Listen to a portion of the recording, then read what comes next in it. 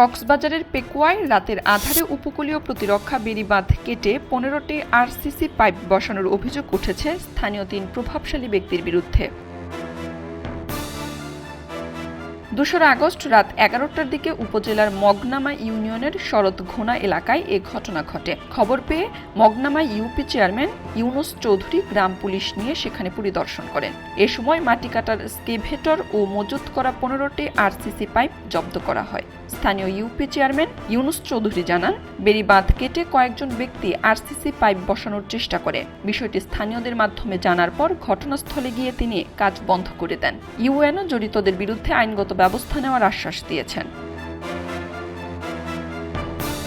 স্থানীয়রা অভিযোগ করে জানান, মগনামা ইউনিয়নের ১ নং ওয়ার্ডের শরৎঘোনা এলাকায় রাতের অন্ধকারে স্কেভেটর দিয়ে বেড়িবাঁধ কেটে প্রায় ১৫টি পাইপ বসানোর কাজ চলছিল।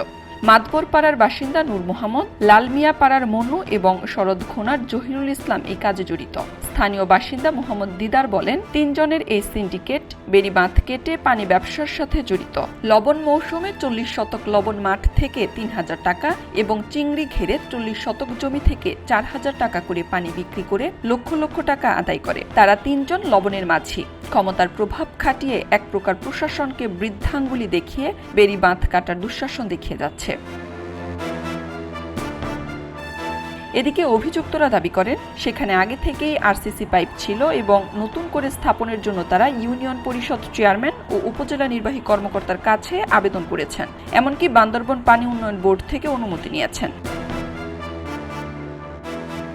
বাংলাদেশ পানি উন্নয়ন বোর্ড কক্সবাজার উপসহকারী প্রকৌশলী মোহাম্মদ আবু রায়হান বলেন, ব্যক্তিগত উদ্যোগে এভাবে বেড়িবাঁধ কাটার অনুমতি দেওয়ার কোনো সুযোগ নেই।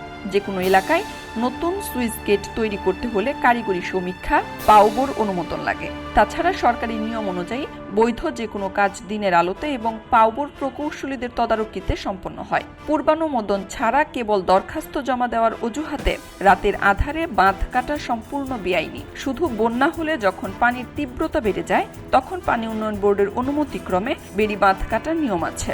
এরপরে কেউ ইচ্ছা করলেও বেড়িবাঁধ কাটতে পারবে না। স্থানীয়রা জানান, এটি বঙ্গোপসাগরের কুতুবদিয়া চ্যানেলে সাগর বেষ্টিত প্রতিরক্ষা বেড়িবাঁধ।